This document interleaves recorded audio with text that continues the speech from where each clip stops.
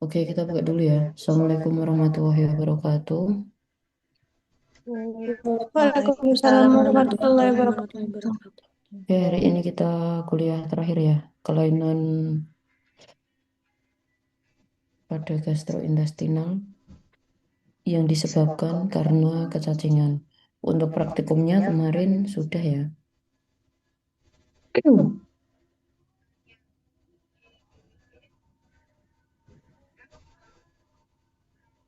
Oke, tujuannya bisa menjelaskan stadium karakteristik parasit yang menimbulkan kelainan di gastro, bisa menjelaskan mekanisme kelainan di gastro,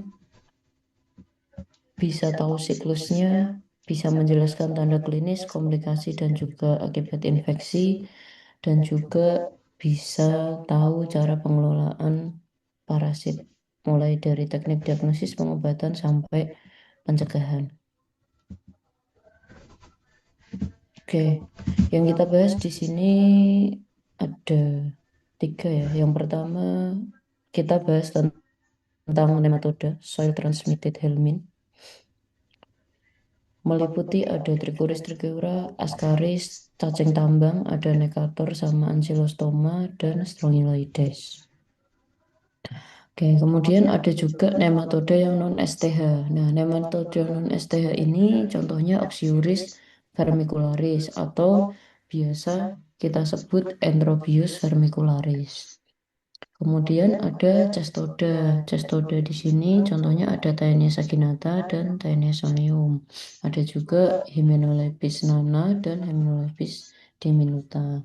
Kemudian ada trematoda. Trematoda yang hidup di usus ada Fasciola bruschi, dan di luar usus ada Fasciola hepatica, Schistosoma japonicum, dan Schistosoma mansoni. Oke, yang pertama kita bahas tentang soil transmitted helminth. Nah, soil transmitted helminth, oke, di sini misalnya biasanya kalau ujian itu soalnya adalah tentang anak yang dia keluhannya biasanya tidak bisa gemuk, gitu kan.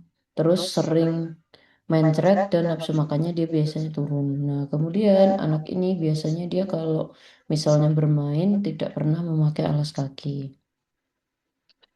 Oke, kemudian biasanya ada soal yang menyertakan hasil lab, ada yang juga tidak. Oke, yang pertama kita bahas tentang Trichuris trichiura. Nah, untuk taksonominya sendiri, Trichuris trichiura ini dia kingdomnya Animalia, filumnya Nematoda, kelasnya Enoplea, ordonya Trichocephalida, untuk famili Trichuridae, genusnya Trichuris, spesiesnya Trichuris trichiura. Oke, untuk telur. Telur Trichuris ini dia bentuknya lonjong. Ini kemarin praktikum ada ya, lonjong. Ukurannya 50 sampai 54 mikro. Lebarnya 23 mikro. Nah, bentuknya itu dia punya knop di masing-masing ujung ya, atau biasa kita sebut double knop. Bentuknya itu dia jernih, lonjong, bulat agak lonjong. Kemudian dia punya 2 lapis nih. Lapis yang pertama itu warnanya lebih ke kekuningan, kemudian untuk dalamnya dia transparan. Isinya untuk telur trikuris apa sih? Isinya dia embrio ya. Oke, kemudian selanjutnya ada cacing dewasa. Nah, cacing dewasa ini dia bentukannya kurang lebihnya seperti ini ya. Jadi dia punya ada yang dia bentuknya kecil kayak cambuk gitu kan, dan yang belakangnya dia bentuknya besar gitu. Nah, biasa kita sebut juga dia sebagai cacing cambuk. Tubuhnya 3/5 anteriornya seperti cambuk ya, dia punya esofagus. Sisanya dia punya usus dan juga satu set alat reproduksi. Untuk jantan ukuran 30 sampai 50, ekornya lurus. Bertelur sehari bisa 8.000 per hari. Untuk yang laki-laki atau yang jantan, dia 30 sampai 45 mili, ekornya melingkar dan punya satu spikula. Nah, ini untuk bagian tubuh cacingnya. Ini untuk yang cacing betina, ini untuk yang cacing jantan.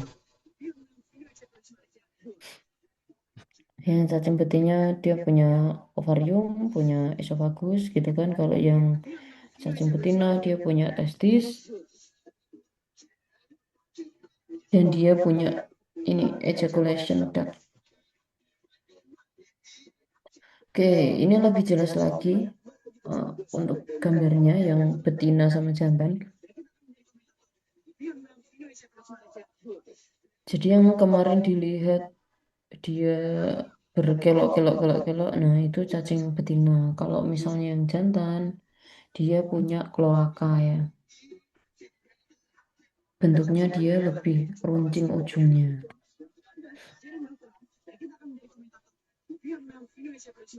Oke, untuk habitatnya dia ada di kayak sekum gitu kan. Dia akan menyebabkan infeksi berat di ilium bawah sampai rektum. Nah, dia punya alat seperti tombak ya di bagian anterior untuk menembus dan menempatkan diri di mukosa untuk mengambil makanan. Sekresinya dia dengan mencairkan sel mukosa yang ada di sekitarnya. Oke, ini untuk siklus hidupnya. Siklus hidupnya tetap ya dimulainya ya ketika ada telur yang imatur dia ada di tanah gitu kan. Nah, kalau misalnya dia di tanah itu cocok dengan perkembangannya dia gitu kan yang cenderung biasanya hangat sampai teduh gitu dalam 3 sampai 4 minggu nanti telurnya akan menjadi telur matur nih. Nah, telur matur ini isinya dia larva stadium 1. Nah, ketika telur ini tertelan, maka dia akan menetas. Nanti larvanya dia nembus nih di bagian usus yang nanti akhirnya pada 3 sampai 10 hari ya dia nanti akan menetap di situ kan, kemudian dia akan berkembang biak. Dan dia bisa bertahun-tahun tuh masih tetap bertahan di usus. Cacing dewasanya dia tempatnya di sekum ya. Oke, selanjutnya adalah diagnosis. Untuk mendiagnosis kecacingan karena trikoris ini, kita akan dapatkan beberapa gejala, tapi gejala ini tergantung dengan infeksi yang dialami. Untuk gejala ringan biasanya tanpa keluhan gitu kan, ada appendicitis kronis atau nyeri abdomen ya bagian McBurney. Kemudian kalau misalnya gejala berat, ada mual, muntah, sakit perut, meriang, sakit kepala, anemia berat, bisa juga berat badannya turun, ada diare yang berlendir dan berdarah. Nah, cacing ini dia bisa menghisap 0,05 mili darah per hari ya, yang nantinya dia akan menyebabkan penurunan hemoglobin darah sampai bisa terjadi anemia. Nah, biasanya kalau misalnya di pasien tersebut terjadi anemia, kita akan menemukan temuan klasik di mana disebut rektum kelapa. Nah, rektum kelapa ini adalah ini ya, jadi ada dari bagian tubuh cacing dewasa yang dia nanti menggantung pada mukosa yang sedang meradang. Nah, untuk pemeriksaan ini kita lakukan pemeriksaan feses dengan metode Catocats. Nah, metode Catocats ini nanti dia dipakai untuk menghitung ya, menghitung jumlah cacing yang ada di sampelnya itu. Nah, biasanya dilakukan 2 kali per sampel. Nah, untuk pemeriksaan lain apa yang bisa dilakukan? Pemeriksaan USG. Nah, di pemeriksaan USG ini nanti kita akan menemukan yang namanya tarian cacing. Yang dimaksud tarian cacing di sini adalah ketika kita melakukan USG, nanti cacing ini dia akan bergerak-gerak terus gitu kan, yang seakan-akan seperti menari gitu. Nah, jadi disebut tarian cacing cambuk biasanya. Oke, untuk pemeriksaan yang lain ada namanya pemeriksaan PCR, polymerase chain reaction. Oke, selanjutnya komplikasi. Untuk komplikasi di sini bisa terjadi prolaps rekti, dapat juga terjadi infeksi sekunder. Nah, namun jika cacing ini dia menembus usus, maka akan terjadi infeksi ekstra intestinal. Nah, biasanya bisa juga disertai dengan infeksi sekunder, contohnya seperti peritonitis dan juga radang organ. Untuk tata laksana di sini kita memakai mebendazole, albendazole, dan juga ivermectin. Namun yang lebih efektif adalah mebendazole dan albendazole. Untuk mebendazole kita pakai dosis 100 mg dengan pembagian dosis 2 kali sehari dalam 3 hari. Kalau pakai albendazole kita pakai 200 sampai 400 mg dalam 2 dosis sehari selama 3 hari. Nah, bisa juga kita pakai ivermectin. Nah, ivermectin ini sebagai alternatif ya. Jadi nanti dia dipakainya 200 mikrogram per kilogram berat badan gitu kan setiap hari. Nah, albendazole sama mebendazole ini dia efeknya adalah menghambat pembentukan polimer ya pada protein tabulin sehingga nanti menyebabkan cacing ini dia akan kehilangan mikrotubulus gitu kan pada selnya. Nah, sedangkan ivermectin ini bisa jadi alternatif, namun dia kurang efektif. Kenapa kurang efektif gitu kan? Kurang selektif ya lebih tepatnya gitu. Karena ivermectin ini dia kaitannya adalah ketika ada afinitas tinggi pada saluran klorida dengan channel glutamat. Sehingga nanti yang akan terjadi adalah pada sel dan otot cacing ini dia akan lumpuh sehingga nanti cacingnya dia mati gitu. Jadi sasarannya beda. Oke, selanjutnya yang kedua kita bahas tentang Ascaris lumbricoides. Nah, Ascaris lumbricoides ini untuk taksonominya dia sama ya, kingdomnya Animalia, filumnya Nematoda, kelasnya dia Sekernenta, ordonya Ascaridida, untuk famili Ascarididae, genusnya Ascaris gitu kan, untuk spesiesnya Ascaris lumbricoides. Oke, ini Ascaris kemarin juga ada ya di praktikum. Bentuknya kalau cacingnya kayak gini ya, lebih kurangnya dia punya 3 bibir dorsal gitu kan, lebar,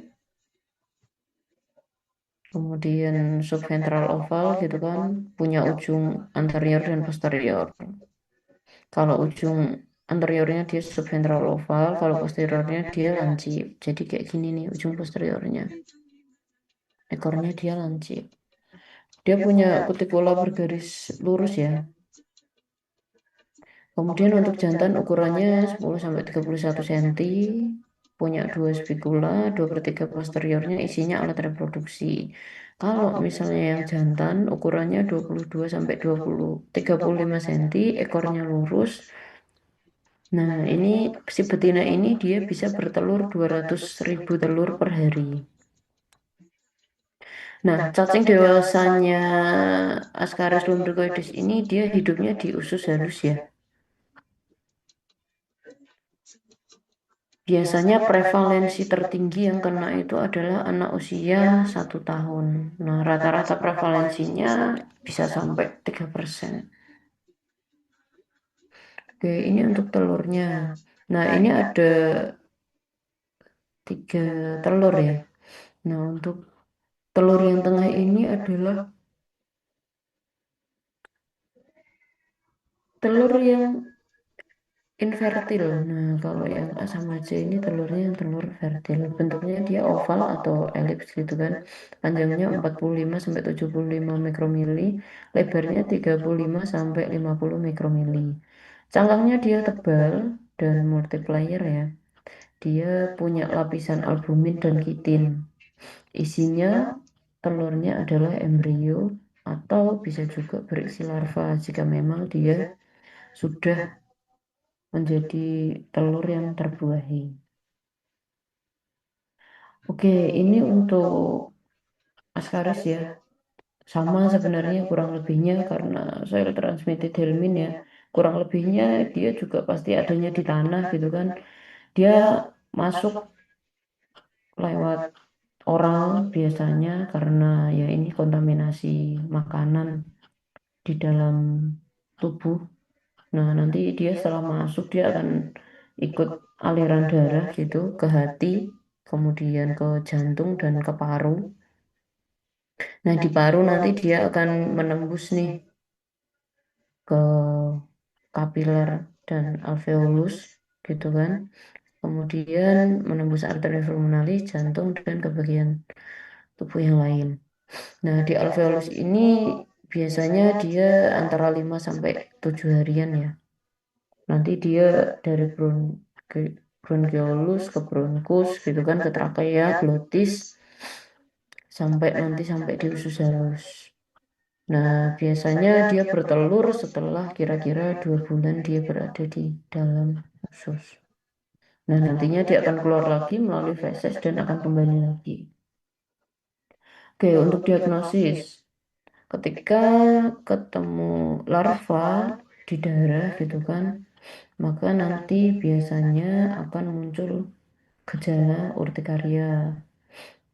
Kalau dia ketemunya di paru, ketika ringan, maka akan muncul difteri, penebalan dinding alveolus yang biasanya nanti menyebabkan batuk kencang ya, kadang bisa sampai hemoptu, sakit kepala dan juga otot. Nah, namun bila sensitif, terjadinya urtikaria, asma, dan sembab di bibir.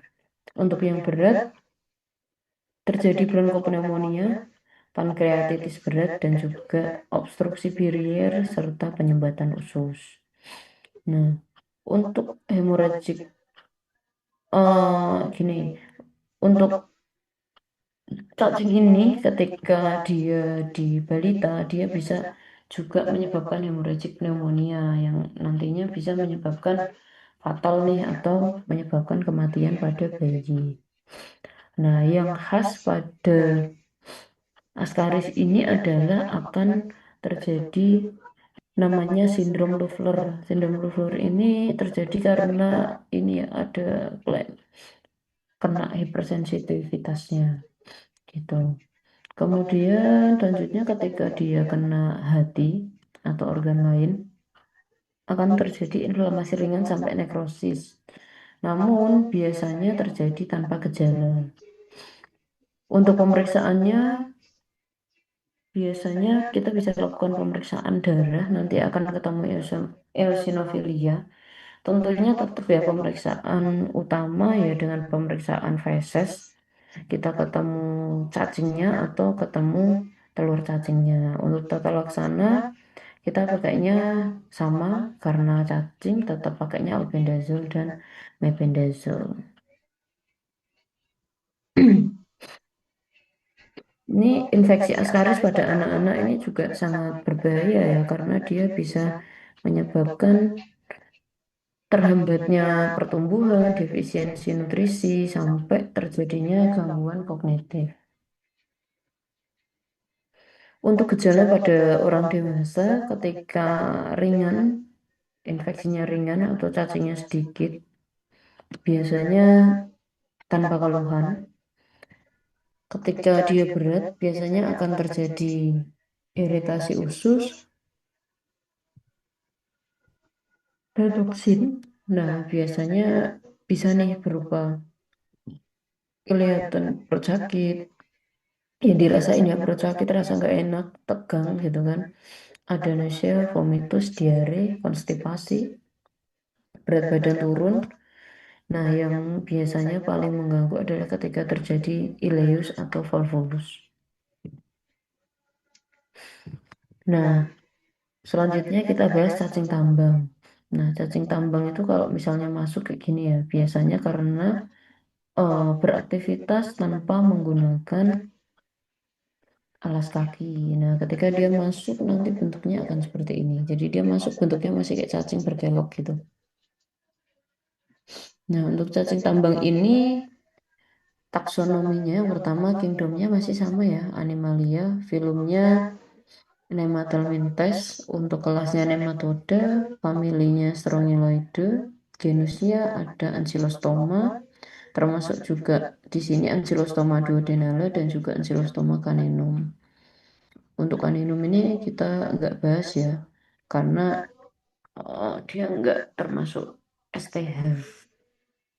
Dia menyerangnya pada anjing, kucing kayak gitu, hewannya. Kemudian ada nekator. Nah, biasanya nekator ini adalah nekator americanus. Untuk selanjutnya morfologi. Morfologi telur. Telurnya dia bentuknya oval ya, kurang lebih ukurannya 60 mikromili untuk panjangnya dan lebarnya 40 mikromili. Telurnya ini dia jernih dan transparan, dindingnya tipis, berisi sel telur atau embrio. Jadi ini ya, dia transparan kelihatan. Oke, ini untuk cacing dewasa. Yang sebelah kiri ini Ankylostoma duodenale, cacing jantan dan betina. Betinanya dia lebih besar daripada jantan. Ini betina, yang ini jantan. Kalau yang samping kanan ini dia Necator americanus dewasa. Sama, untuk yang betina dia lebih besar daripada yang jantan. Nah, kalau misalnya dia nekator, bentuknya kayak huruf S, ini ya, S bentuknya. Kalau misalnya dia ankylostoma, dia bentuknya seperti cenderung seperti huruf C. Oke, sekarang untuk bentuk mulut dan gigi. Untuk mulut Necator americanus dewasa itu seperti ini ya. Kalau untuk yang, sorry gambarnya hilang ini. Untuk yang gambar Ankylostoma duodenale nanti ini tuh bukan gini ya, tapi di sini bergerigi ada giginya. Punya dua pasang gigi ventral bentuknya segitiga, jadi empat ya, kanan dua kiri dua gitu kan. Kalau yang Predator dia punya sepasang. Nah, jadi kanan satu kiri satu sepasang kayak gini artinya sepasang. Oh ya, ini gambarnya nih. Oke, selanjutnya ada bursa copulatrix pada spekulum. Nah, ini untuk ekornya ya, bentuk ekornya. Kalau nekator itu seperti ini, untuk yang ankylostoma seperti ini. Oke, sekarang kita bahas perbedaan karakteristik. Kita lihat dari bentuk mulut, cara infeksi, produksi telur per hari, dan derajat infeksi. Ankylostoma dia punya gigi kayu tajam gitu kan. Kalau nekator dia punyanya plat pemotong. Jadi ini ya. Nah, ini kan dia tajam, ini plat. Terus kemudian cara infeksi. Kalau ankylostoma dia masuk bisa dari kulit dan oral. Tapi kalau misalnya nekator dia hanya masuk melalui kulit. Untuk produksi telurnya kalau misalnya dia ankylostoma dia 10 sampai 30 ribu per hari. Tapi kalau misalnya dia nekator 5.000 sampai 10.000. Jadi untuk telurnya itu banyak ankylostoma ya daripada nekator. Untuk derajat infeksi lebih patogen ankylostoma daripada nekator americanus. Karena kalau ankylostoma ini dia menghisap darahnya banyak. Tapi kalau nekator biasanya dia tidak sebanyak ankylostoma.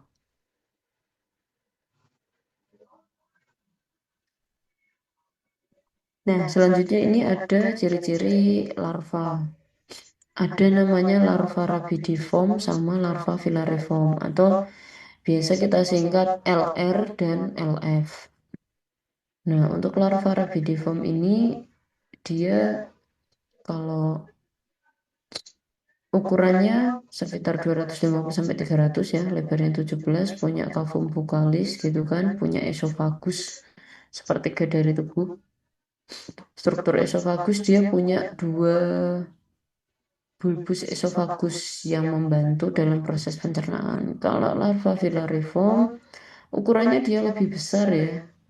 Kavumnya dia tertutup, menyesuaikan diri ketika menembus inangnya, kulit inangnya. Esofagusnya seperempat dari tubuh. Untuk strukturnya, dia tidak mempunyai bulbus esofagus. Nah, ini untuk lanjutnya. Ujungnya kalau Rapidiform dia launching, kalau Filariform dia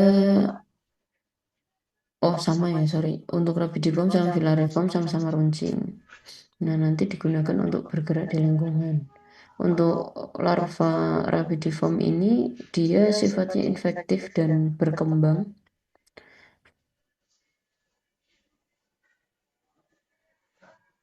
setelah beberapa hari. Untuk larva Filariformnya dia stadium infektifnya masuk ke tubuh melalui kulit ya. Kemudian dia akan bermigrasi ke paru serta nanti pada akhirnya di usus halus. Nah, ini untuk siklus hidupnya. Sebenarnya hampir sama juga ya, kayak tadi dia ada di tanah gitu kan. Dimulai kalau di siklus hidupnya cacing tambang ini, dia dimulai dari larva radiform dulu, nanti dia menjadi larva filariform gitu kan. Nah, larva filariform ini yang nanti dia bisa menembus kulit gitu dan dia nanti penetrasi sehingga nanti masuk lagi ke tubuh dan nanti pada akhirnya balik lagi siklusnya seperti itu. Oke, kemudian selanjutnya gambaran klinis. Gambaran klinis ketika infeksi akut dan di situ yang masuk larva, maka yang pertama akan terjadi ground itch atau perkutan atau masuknya dia ke kaki ya atau ke tubuh gitu kan. Biasa disebut juga dengan dermatitis cutaneus. Nah, bisa juga dia masuknya tadi per oral atau biasa kita sebut wakanadesis dengan gejala mual, muntah, iritasi faring, batuk, dan nyeri tenan. Nah, bisa juga ketika dia sampai ke paru, nanti akan terjadi yang namanya Loeffler pneumonitis. Nah, ketika yang masuknya dia dewasa, maka pada orang dewasa terjadi epigastric pain. Kemudian untuk infeksi kronis bisa terjadi malnutrisi dan juga anemia. Malnutrisi ini disebabkan karena defisiensi Fe dan proteinnya loss ya untuk individu yang rentan. Oke, untuk diagnosis dilakukan dengan pemeriksaan feses dengan 3 metode ya. Yang pertama ada metode direct smear, CATO-CATS, dan bisa juga dengan metode sedimentasi. Nah, CATO-CATS ini untuk menghitung jumlah cacingnya atau telur cacingnya ya. Kemudian untuk interpretasi, interpretasi jumlah telurnya di sini dalam tinja. Yang pertama, telur lebih dari 5 per miligram tinja. Ini akan diinterpretasikan infeksi ringan, biasanya tanpa gejala. Telur lebih dari 20 telur per miligram tinja, ini biasanya diinterpretasikan bahwa mulai ada korelasi dengan gejala klinis seperti anemia ringan, lemas, atau gangguan pencernaan. Nah, telur lebih dari 50 telur per miligram tinja ini menandakan adanya infeksi berat yang biasanya dia menyebabkan resiko anemia parah, malnutrisi, dan komplikasi yang serius. Tata laksananya apa? Sama, tata laksananya adalah albendazole. Oke, selanjutnya kita bahas tentang Strongyloides stercoralis. Oke, untuk morfologinya sendiri, Strongyloides ini dibedakan ya cacing dewasa dan dewasa betina dan jantan. Untuk yang betina, dia tubuhnya panjang dan ramping gitu kan. Ukurannya panjang 2,4, lebarnya 37. Untuk ekornya dia runcing, bentuknya kerucut. Nah, kayak gini ya. Ini ya. Ini parasit yang female, free livingnya dibentuknya kayak gini. Ini untuk cacing jantannya, dia runcing ya. Untuk cacing jantan dewasa, dia lebih kecil dari cacing betina, panjangnya 0,9, lebarnya 43 mikromili gitu kan. Bentuk ekornya dia lebar dan agak melengkung, dia punya sepasang spikula. Nah, untuk perkembangan larva rapidiformnya kurang lebihnya seperti ini. Dari larva 1 sampai larva 4 ya. Larva 1, larva 2, larva 3 jantan, larva 3 betina, larva 4 jantan, larva 4 betina. Oke, ini untuk siklus hidup.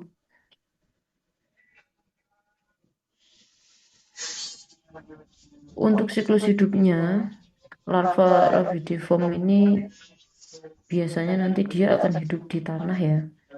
Dia hidup di tanah, kemudian di tanah itu nanti dia akan berkembang nih dari telur menjadi larva rapidiform, kemudian jadi larva filariform. Nah, larva filariform ini dia nanti akan nembus kulit. Ketika ini kulitnya langsung bersentuhan dengan tanah. Nggak harus kaki, bisa tubuh yang lain juga yang bersentuhan dengan tanah.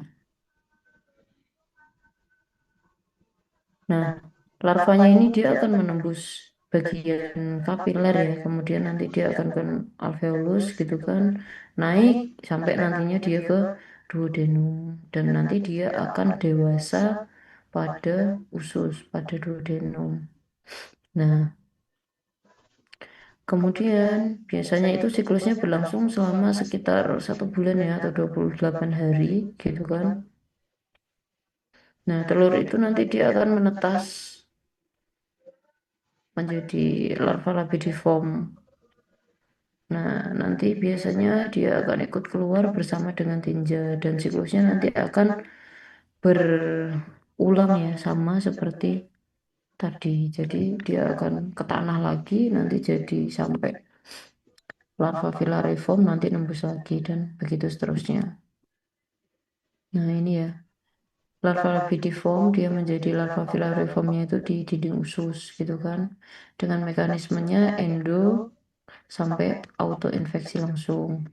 Nah, kemudian yang kedua, larva rapidiform ini menjadi larva filariform di rongga usus juga dengan endo autoinfeksi tak langsung.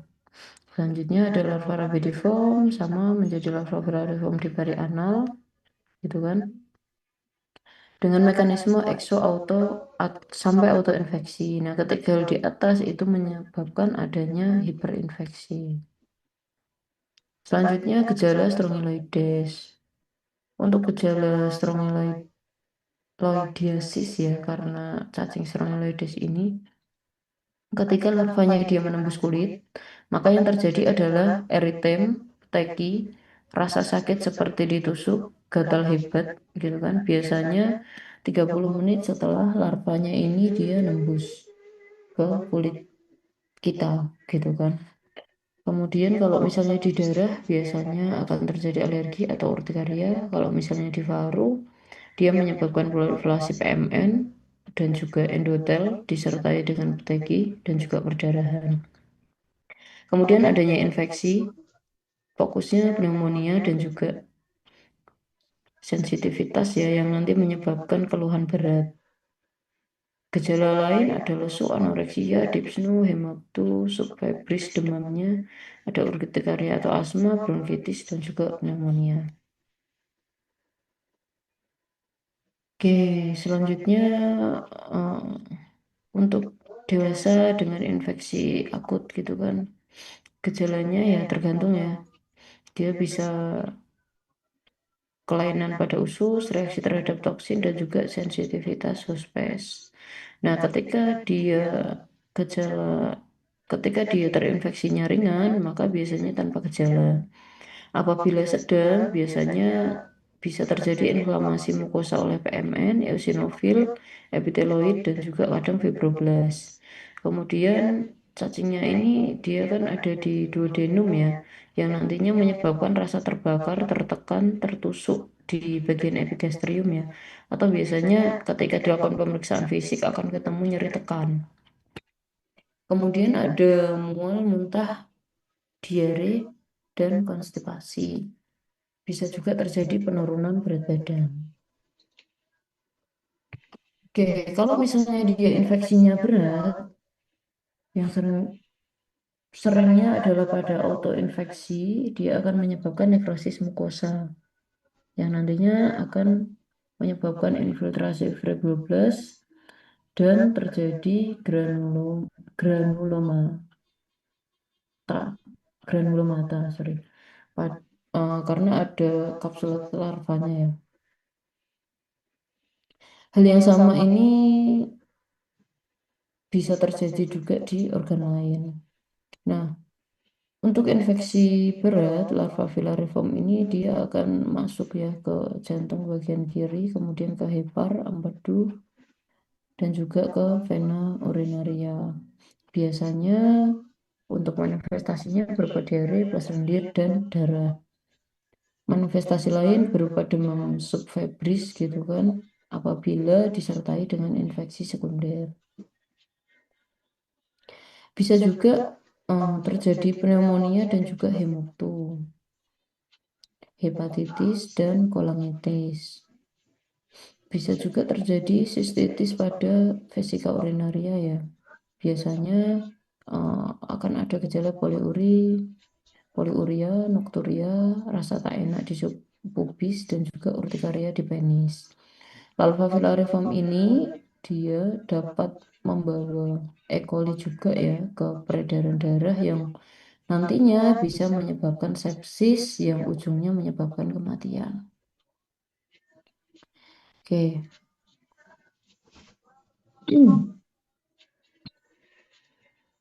Untuk diagnosis laboratorium gitu kan, kita harus menemukan larva rabidiform pada tinja atau cairan duodenum. Nah, untuk yang ringan biasanya di tinjanya nggak ketemu nih. Nah, jadi kita harus memeriksa cairan duodenum. Nah, apa yang digunakan? Kita menggunakan dengan metode Harada-Mori ya, dengan waktu 48 jam. Jadi 48 jam ini biasanya waktu dari larva filariform atau rabidiform menjadi larva. Untuk cacing tambangnya biasanya dia larva rabidiform. Untuk sedang dan berat, pemeriksaannya bisa dilakukan pemeriksaan tinja secara langsung ya. Biasanya ditemukan hasil positif.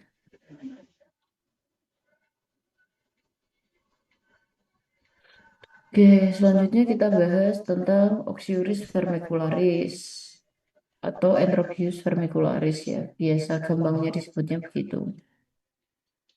Untuk morfologinya seperti ini ya. Kira-kira ini cacing jantan, yang ini cacing betina. Cacing jantan dia punya testis, cacing betina dia punya ovari. Bentuknya kalau jantan dia melengkung, kalau betina dia biasanya kaku tubuhnya ya. Dan dia lurus panjang runcing gitu. Nah, ini untuk telurnya kurang lebihnya seperti ini kalau dilihat di mikroskop.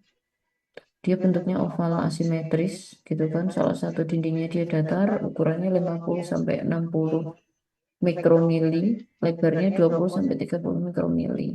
Cangkangnya dia berlapis ganda gitu kan, relatif tebal dan juga transparan. Kalau kemarin dilihat dia nggak begitu kelihatan banget, tapi ya masih kelihatan. Isi sel telurnya apa? Isinya berupa sel telur atau larva ya. Satu ekor betina dia mampu bertelur 5.000 sampai 17.000 butir telur. Jadi pasti banyak banget. Oke, untuk habitatnya dia ada di sekum dan dapat pula ditemukan di rektum. Makanannya dia adalah isi usus ya. Untuk cacing betina yang dia sudah berkembang biak, nanti dia akan ke perianal atau ke perineum untuk bertelur gitu kan. Kadang bisa juga ke vagina dan uterus atau bahkan tubal falopi. Nah, Enterobius vermicularis ini siklus hidupnya kayak gini ya. Ya, kurang lebihnya sebenarnya sama ya. Jadi dia dari larva yang atau telur lah, telur yang tertelan gitu kan. Yang nantinya dia akan menginfeksi di tubuh. Dia ada meretasnya dia nanti di duodenum ya.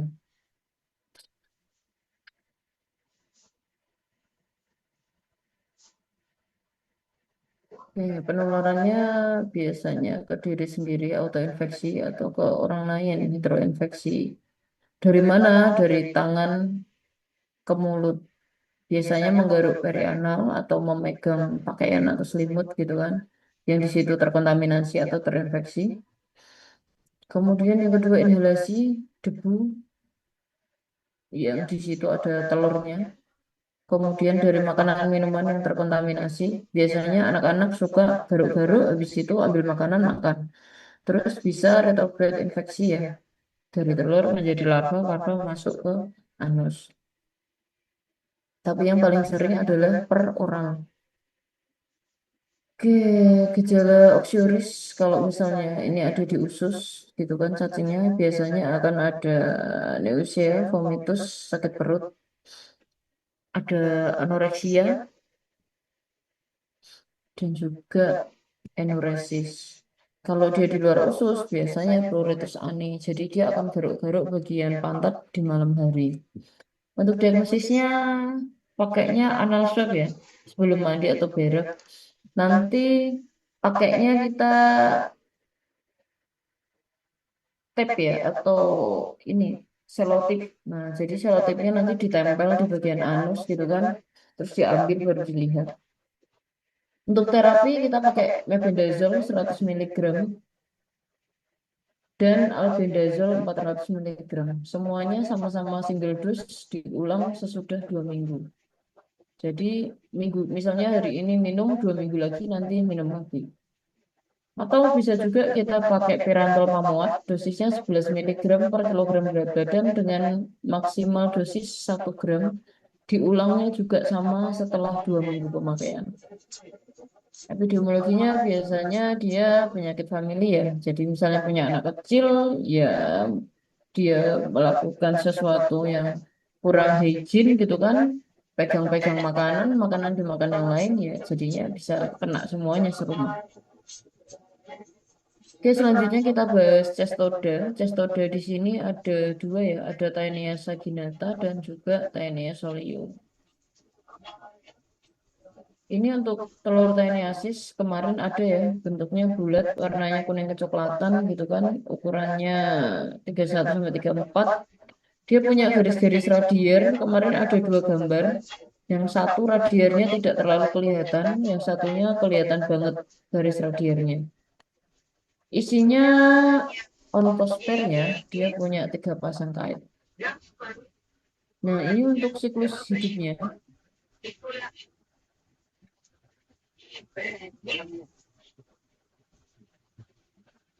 Jadi sama ya, dia dari tinja, tinja dibuang itu kan di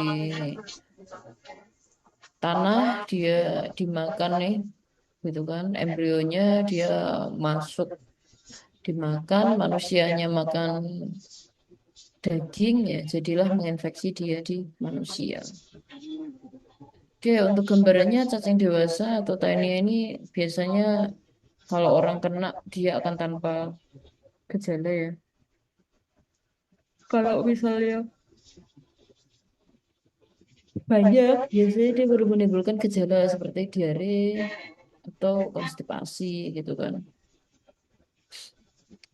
Kalau misalnya di situ masuknya larva gitu kan, jika telur matang dengan Taenia solium yang termakan oleh manusia, dia akan masuk nembus ya ke dinding usus yang nantinya akan jadi sistiserkosis. Jadi biasanya ini dimulai dari ketika kita makan daging yang kurang matang, utamanya kalau di sini dia karena babi ya, daging babi. Nah, sistiserkosis pada manusia ini dia biasanya asimptomatik kecuali pada infeksi berat atau yang menginfeksi organ vital. Untuk diagnosis jelas harus ketemu telur dalam tinja ya. Untuk membedakan spesies ya kita lihat dari morfologinya, dari segmennya, dari blok rotitnya atau dari psikologinya. Gambarannya kurang lebih seperti ini. Kemarin ada ini di praktikum. Oke, selanjutnya kita bahas trematode, usus, hati, dan saluran empedu. Oke, yang pertama ada fasciola. Spesiesnya Fasciola busci, Enchinostoma, dan juga Fasciola hepatica. Kemarin yang dikeluarkan ada busci sama hepatica ya. Untuk nomor satu dan dua ini dia habitatnya di usus halus, busci sama Enchinostoma. Kalau hepatika dia ada di usus halus, ada di empedu, sorry. Nah, ini untuk siklusnya agak blur ya.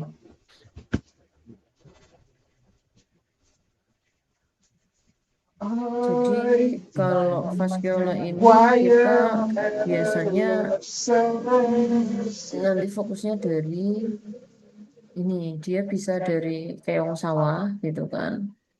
Jadi ketika telur itu dia terbuang ke tanah, nah nanti kan dia akan hidup di air nih. Di air dia akan menjadi mirasidia. Nah nantinya ketika dia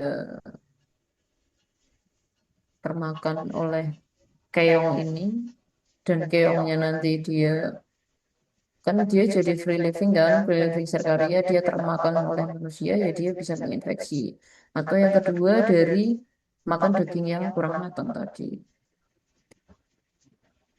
Oke, untuk Fasciola hepatica ini dia infeksi ringan biasanya tanpa gejala. Untuk infeksi beratnya dia karena sumbatan pada saluran empedu yang nantinya menimbulkan gejala berupa kolik ya, biasanya kolik abdomen disertai mual dan juga diare. Bisa juga sampai terjadi anemia ya. Untuk Fasciola busci dan ekonostoma, biasanya infeksi berat dia akan menimbulkan ulcerasi usus dengan gejala nyeri abdomen dan juga diare. Oke, selanjutnya kita bahas sistosoma. Nah, sistosoma ini dia merupakan jenis trematode darah yang punya kelamin terpisah ya. Nah, ada beberapa jenis spesies sistosoma. Yang pertama ada sistosoma japonicum, mansoni, hematobium, intercalatum, mekongi, dan binata. Nah, untuk sistosoma yang ada di Indonesia sebenarnya cuma ada sistosoma japonicum. Untuk mansoni dan hematobium hampir belum pernah ditemukan. Kemudian untuk habitatnya dia ada di vena saluran cerna ya. Kalau namun kecuali untuk sistosoma hematobium. Kalau hematobium ini dia ada di vena sekitar kandung kemih. Nah, kelainan yang terjadi biasanya dia akan menjadi namanya sequester gitu kan. Dia ada di dinding usus atau juga bisa di hepar. Sequester ini karena ini ya telur dari sistosoma ini. Nah, kalau di Indonesia itu kita negara endemis Schistosoma japonicum tempatnya ada di Danau Lindu yang ada di Sulawesi Tengah. Kalau negara lain itu ada Cina, Jepang, dan juga Filipina. Nah, untuk epidemiologi Schistosoma ini dia masalah di berbagai negara juga. Kalau di Indonesia ya dia ketemunya cuma di Sulawesi, bahkan disebut sebagai daerah endemik Schistosoma japonicum. Nah, hubungan eratnya apa? Sama keong ya, atau Pennsylvania sp. Nah, ini keong ini sebagai spesies perantara yang nantinya dia akan menginfeksi manusia. Jadi infeksi langsung biasanya itu adalah dari orang yang bekerja di sawah. Jadi dia kena keong gitu. Biasa usia 5 sampai 5 tahun.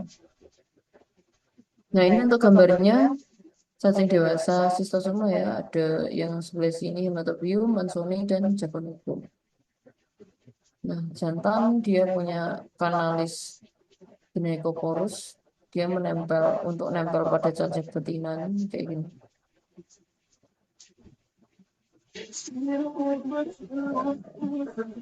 Dia punya kutikula juga dan punya susunan testis ya.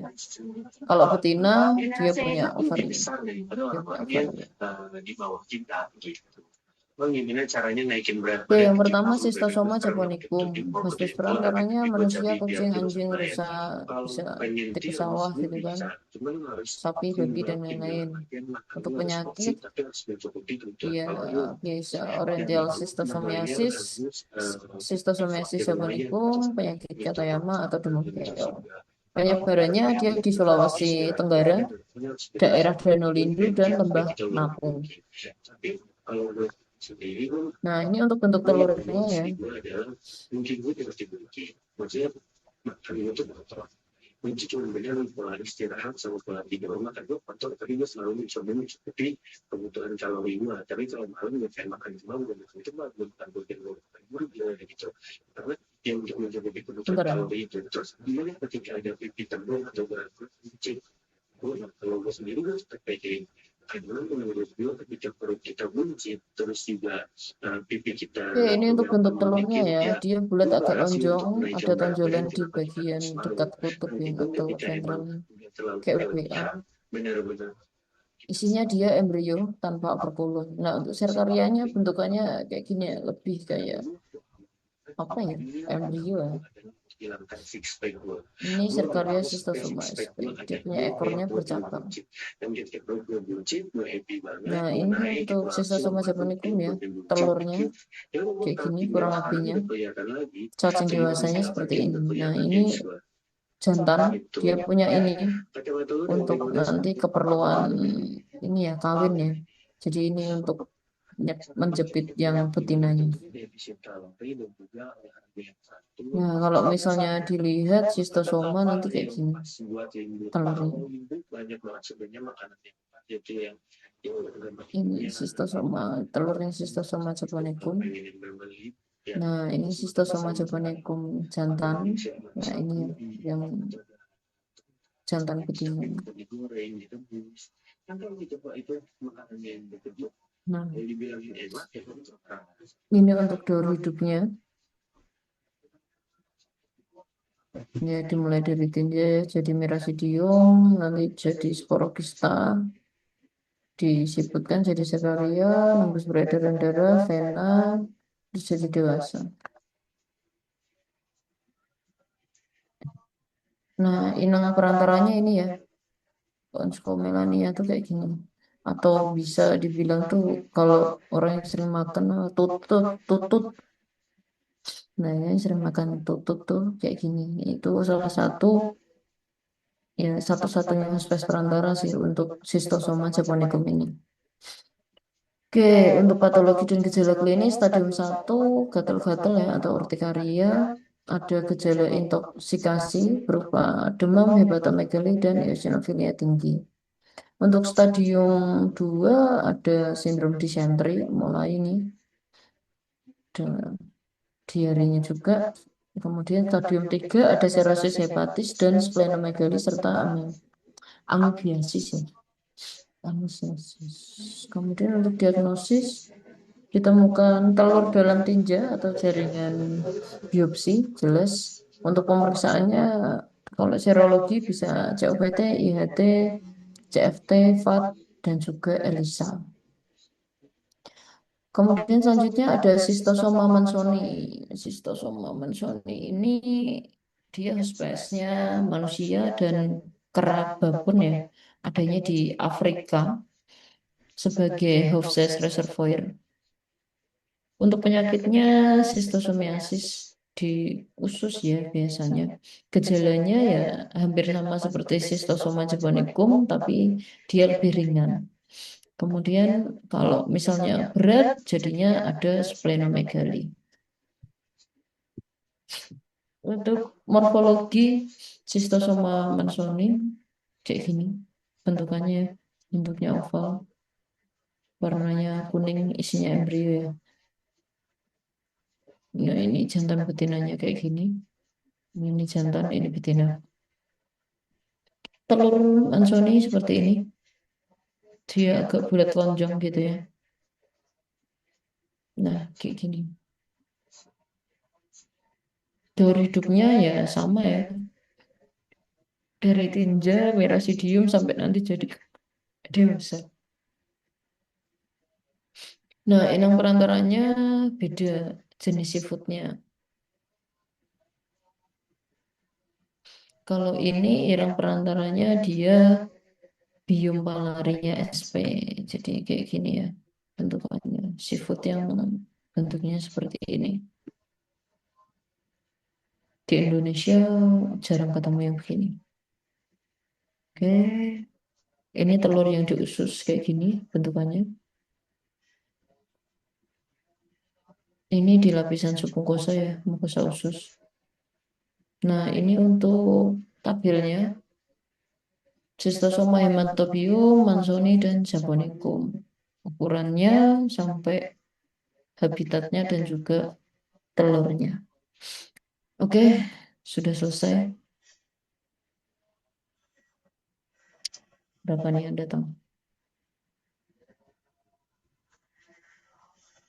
Oke, yang datang 53. Oke, ada yang ditanyakan? Belum ada, Dok. Belum ada dok mungkin. Oke, silahkan kontennya di screenshot yang datang berapa? Baik dokter.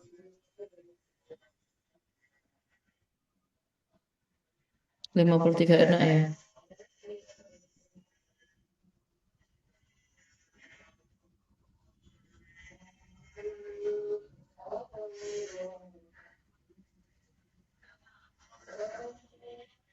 Oke, sudah.